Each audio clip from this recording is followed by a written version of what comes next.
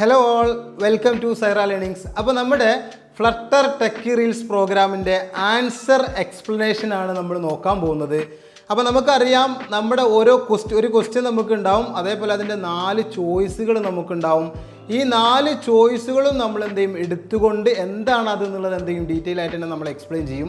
നമ്മൾ ഇങ്ങനത്തെ ഒരു പാറ്റേൺ നമ്മൾ പോകാനുള്ള കാരണം, ഈ 4 ചോയ്സും നമ്മൾ പഠിക്കുന്നതിലൂടെ ഒരുപാട് ടെക്നിക്കൽ സ്കില്ലുകൾ എന്ത് ചെയ്യും, നമുക്ക് ഓട്ടോമാറ്റിക്കായിട്ട് ഇമ്പ്രൂവ് ആവും. ഓക്കെ, ടെക്നിക്കൽ നോളജ് നമുക്ക് ഇമ്പ്രൂവ് ആവും. ഓക്കെ, അപ്പോൾ അതുകൊണ്ടാണ് നമ്മൾ ഈ ഒരു പാറ്റേൺ നമ്മൾ ഫോളോ ചെയ്യുന്നത്. അപ്പോൾ എന്തായാലും നമുക്ക് എന്ത് ചെയ്യാം, ക്വസ്റ്റ്യനും ചോയ്സും നോക്കിക്കൊണ്ട് നമുക്ക് എക്സ്പ്ലനേഷനിലേക്ക് പോവാം. ഓക്കെ, അപ്പോൾ നമ്മൾ ഇന്നത്തെ ക്വസ്റ്റ്യൻ നമുക്കൊന്ന് നോക്കാം. അപ്പോൾ ഇന്നത്തെ ക്വസ്റ്റ്യൻ ഇതാണ്: who developed the Flutter framework and continues to maintain it today. Okay, framework confusion ആവേണ്ട, ഫ്ലട്ടർ ടൂൾ കിറ്റ് ആണ് ഉദ്ദേശിച്ചത്. ഓക്കെ, അപ്പോൾ എന്തായാലും ഇതിൽ 4 ഓപ്ഷൻസ് ഉണ്ട്. ഫേസ്ബുക്ക് ഉണ്ട്, അതേപോലെ മൈക്രോസോഫ്റ്റ് ഉണ്ട്, ഗൂഗിൾ ഉണ്ട്, ഒറാക്കിൾ ഉണ്ട്. ഓക്കെ, അപ്പോൾ അതിൻ്റെ ആൻസർ എന്ന് പറഞ്ഞാൽ ഗൂഗിൾ ആണ്. അപ്പോൾ ഗൂഗിൾ തന്നെ കമ്പനിയാണ് ഫ്ലട്ടർ ടൂൾ കിറ്റ് ഡെവലപ്പ് ചെയ്തതും അത് മെയിൻറ്റെയിൻ ചെയ്യുന്നതൊക്കെ അവർ തന്നെയാണ്. ഓക്കെ, അപ്പോൾ ഗൂഗിൾ നമുക്കറിയാം, നമ്മൾ ആദ്യമൊക്കെ ഗൂഗിൾ എങ്ങനെയാണ് കണ്ടിരുന്നത്, ഗൂഗിൾ എന്ന് പറഞ്ഞ കമ്പനീൻ്റെ പ്രോഡക്റ്റ് നമ്മൾ ഡേ ടു ഡേ ലൈഫിൽ നമ്മൾ യൂസ് ചെയ്യുന്നുണ്ട്.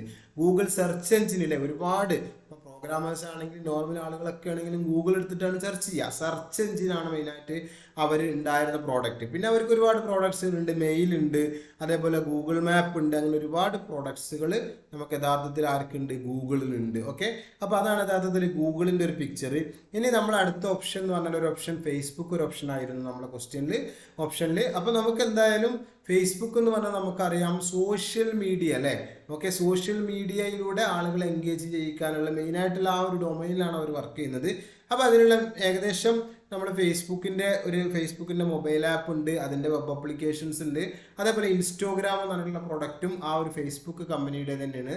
അതേപോലെ വാട്സപ്പിനും എന്ത് ചെയ്തിട്ടുണ്ട്, ഫേസ്ബുക്ക് അക്വയർ ചെയ്തിട്ടുണ്ട്. അപ്പോൾ അതെല്ലാം ഫേസ്ബുക്കാണ് യഥാർത്ഥത്തിൽ ഇപ്പോൾ എന്ത് ചെയ്യുന്നത്, മാനേജ് ചെയ്യുന്നത്. ഓക്കെ, സുക്കംബർഗ് ആണ് അതിൻ്റെ ഫൗണ്ടർ. ഓക്കെ, അറിയാലോ.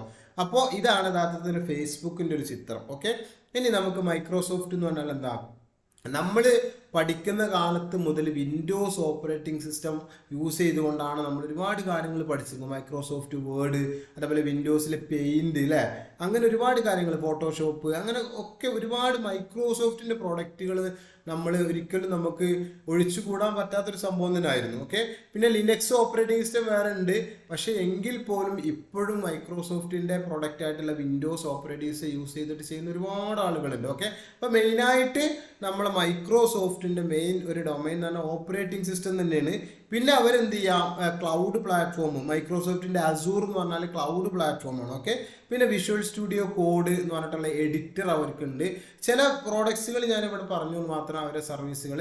അപ്പോൾ വിഷ്വൽ സ്റ്റുഡിയോ കോഡ് എന്താണ്, ഒരു പ്രോഗ്രാമറെ സംബന്ധിച്ചിടത്തോളം വിഷ്വൽ സ്റ്റുഡിയോ കോഡ് ഒരിക്കലും എന്ത് ചെയ്യാൻ പറ്റില്ല, മറക്കാൻ പറ്റില്ല. കാരണം നമ്മൾ ഡേ ടു ഡേ ഓരോ ദിവസങ്ങളിലും നമ്മൾ യൂസ് ചെയ്യുന്നതാണ്. ഓക്കെ, അഥവാ പ്രോഗ്രാം ചെയ്യാൻ വേണ്ടിയിട്ട് യൂസ് ചെയ്യുന്ന എഡിറ്ററാണ്, ആണ് ഇത് മൈക്രോസോഫ്റ്റിൻ്റെ വിഷ്വൽ സ്റ്റുഡിയോ കോഡ്. ഓക്കെ, അപ്പോൾ ഇതാണ് മെയിനായിട്ടുള്ളത്. അടുത്ത നമ്മളെ ഓപ്ഷൻ എന്ന് പറഞ്ഞാൽ ഒറാക്കിളാണ്.